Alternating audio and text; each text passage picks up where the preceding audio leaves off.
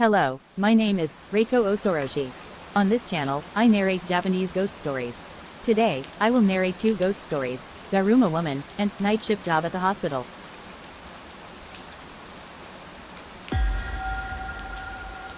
Daruma Woman. The story goes back a decade.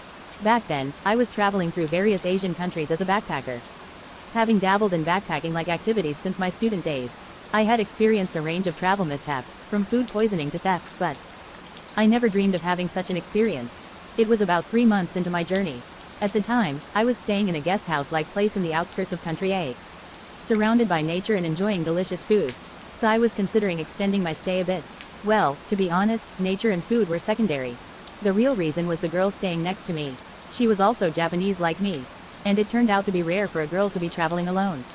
She had arrived the day before I did, and we talked about her planning to stay for another 5 days. At the small guest house, only the girl and I were staying at that time. Being young and full of ulterior motives, I was trying to prolong our stay. On the second night of our stay, when I returned from a grocery run, I happened to run into her in the lobby. And we ended up having a drink there. Perhaps due to our shared passion for travel, we got along really well. And we drank until the alcohol ran out. After the drinking session, as I returned to my room and lingered in the aftermath of our conversation, I heard the sound of a shower coming from her room next door. Due to the old guest house's thin walls, the sound carried clearly. Deciding to take a quick shower before bed, I headed to the bathroom.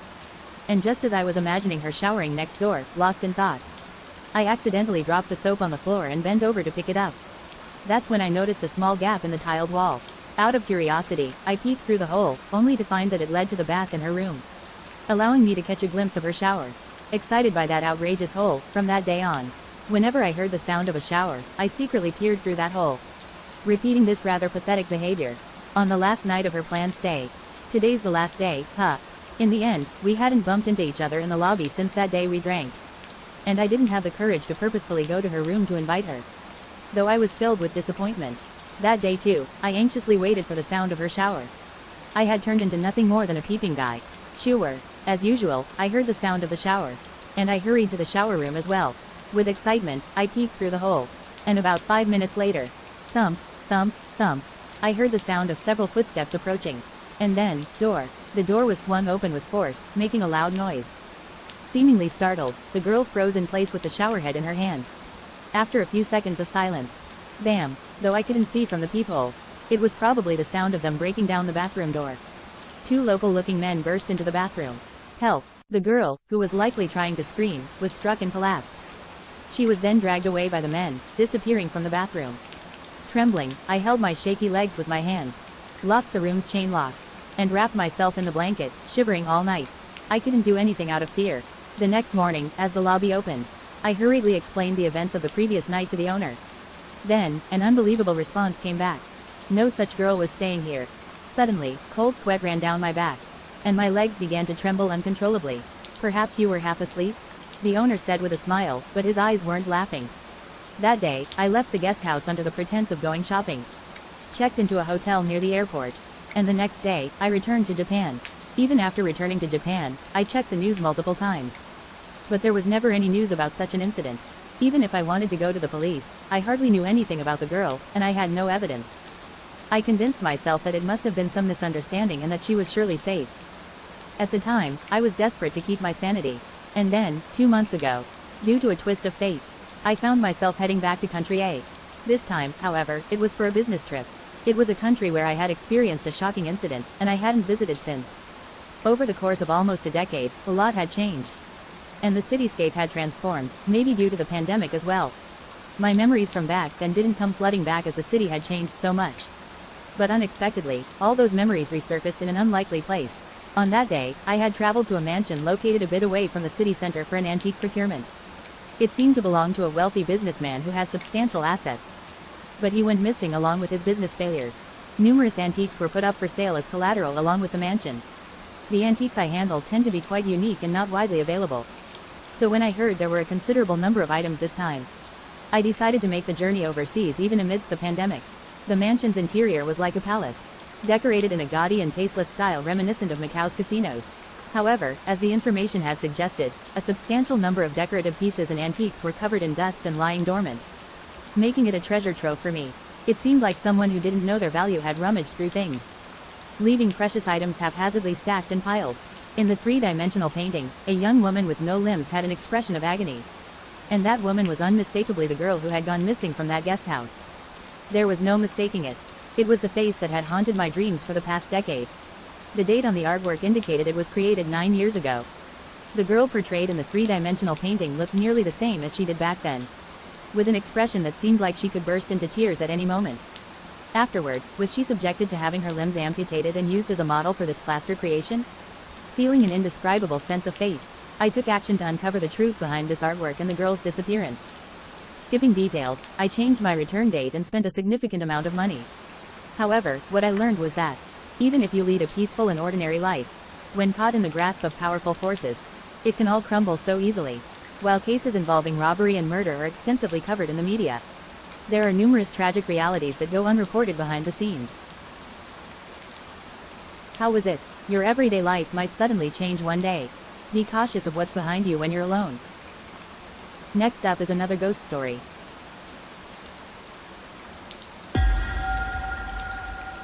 Night shift job at the hospital. A few years ago, when I was a university student, I worked part-time as an overnight attendant at a small clinic through a senior's referral. The job entailed one patrol and phone duty, and for the rest of the time, I had complete freedom, making it a dream-like gig. The clinic was a 3-story building with the reception area, waiting room, and examination room treatment room on the first floor. The office, conference room, and kitchenette on the second floor, and the overnight attendance room on the third floor.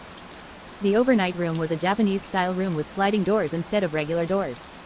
There was only one staircase. Although small, the clinic handled patient records and such, and it was equipped with a security system.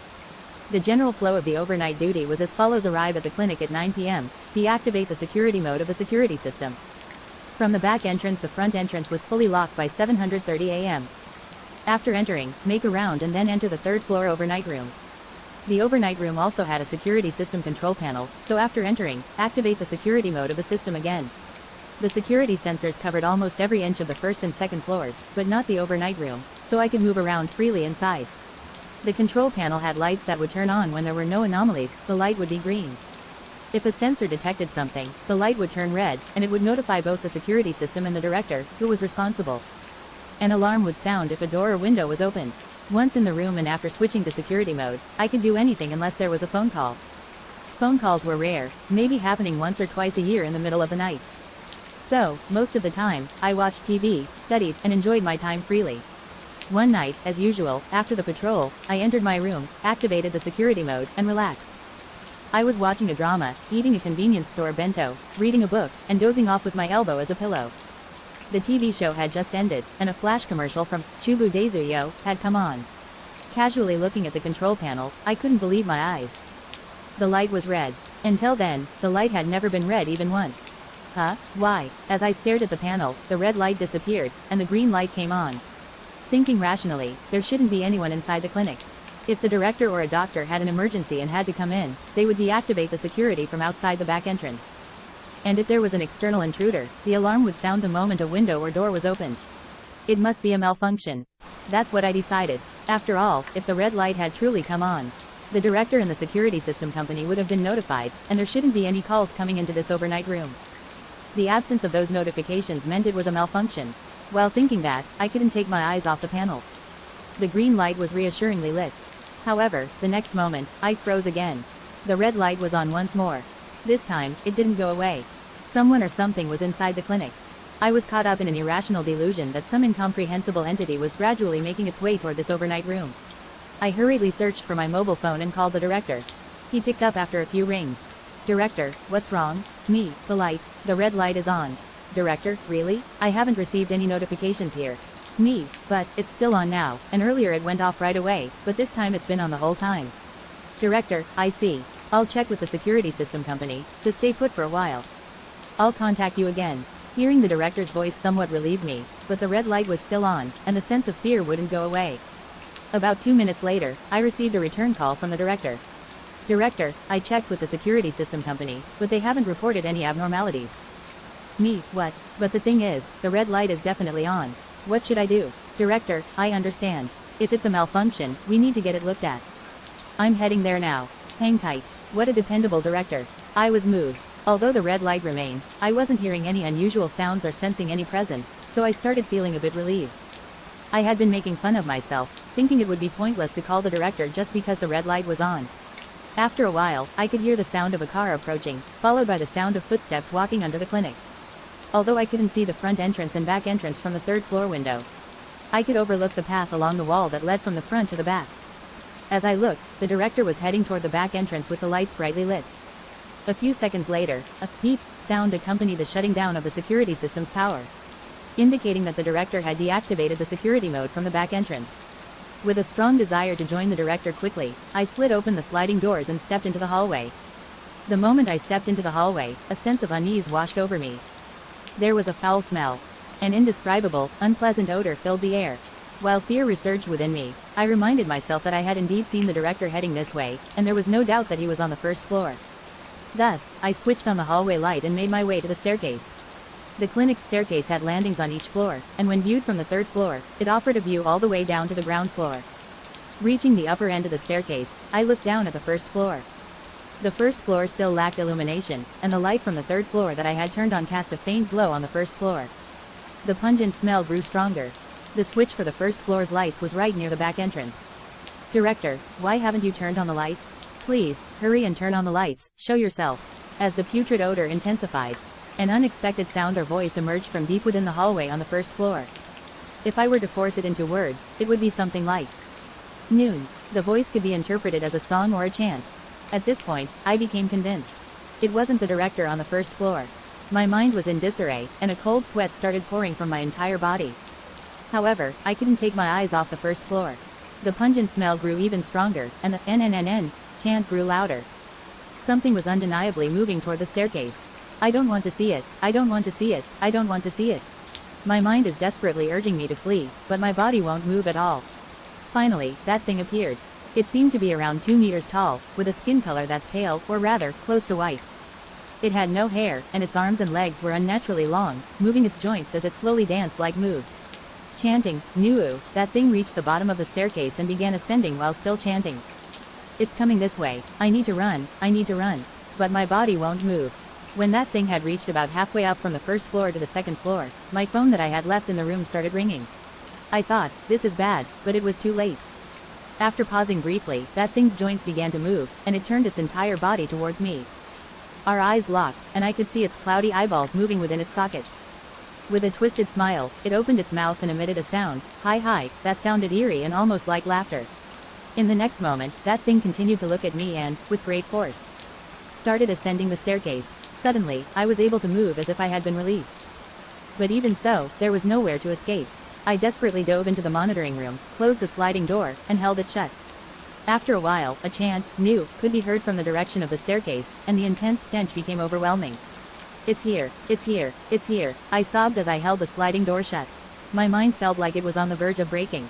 Nu, the chanting continued until that thing was right on the other side of the door.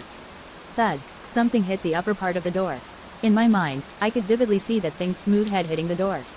Thud, this time, it hit around my waist. It was that thing's knee. Santo, stop it, I screamed with all my might.